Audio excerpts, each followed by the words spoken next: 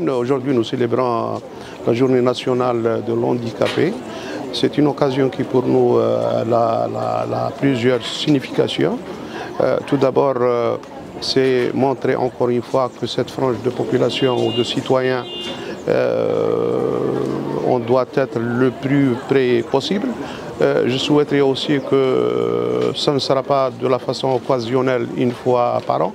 J'ai demandé à ce qu'il y ait beaucoup plus de contacts, beaucoup plus de rapprochement et de travail de proximité. Aujourd'hui, nous assistons, de par la présentation, à un nombre de plus de 31 000 handicapés. Je crois que ce nombre ne reflète pas vraiment la réalité des choses. Et c'est pour cela que j'ai donné aujourd'hui une instruction à ce que toute la wilaya soit sillonnée par les cellules de proximité à l'effet de recenser le maximum. Ce recensement nous permettra tout d'abord à mettre en place à déployer d'autres moyens et on assurer aussi une couverture en termes de pension, en termes de prise en charge.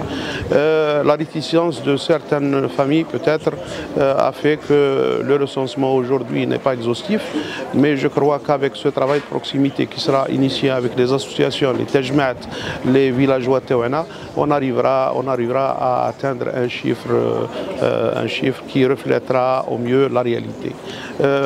Une autre, toujours dans le même sillage de l'activité, nous avons fait une visite à la cité sociale de Boukhalfa. On a eu donc à prendre à tâche et de par la présentation qu'il y a quand même une amélioration par rapport à l'année passée, des équipements neufs qui ont été donc installés. Sur le plan de la prise en charge, nous avons relevé une nette amélioration. Là, sur un autre volet, sur le plan pédagogique, nous avons quand même ces centres qui ont réussi l'année passée avec un taux de 100%, l'ensemble pour la 6e et pour le B1. Nous espérons que cette année, ce sera la même chose. Nous avons des enfants qui sont scolarisés aussi en 5e année. La mission de ces centres, c'est une mission qui vient en complément à l'action des parents bien sûr, mais c'est une mission qui s'inscrit dans toute une politique des pouvoirs publics. L'Algérie c'est un pays social, il déploie tous les moyens financiers à l'effet de prendre en charge cette frange de population qui est vulnérable à plus d'un titre. Sur ce plan-là, l'année passée, nous avons donné l'instruction à ce qu'il y ait des moyens de communication avec cette frange de population lors des contacts au niveau des administrations et des services publics. Aujourd'hui, nous avons lancé la formation.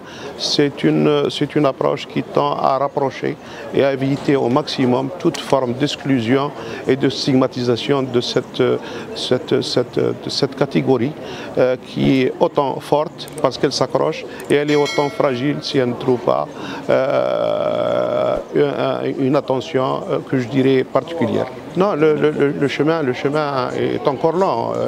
La question de l'insertion, c'est un dossier qui est très sensible. Très sensible. Jusque-là, le pourcentage de l'insertion il est très faible. Toujours est-il, de par l'action de formation, aujourd'hui on vient d'assister à une signature de convention entre la formation professionnelle et le secteur. C'est pour aussi orienter une catégorie de cette frange de citoyens vers la formation qui certainement trouveront des débouchés de travail une fois formés au niveau des centres de la formation professionnelle.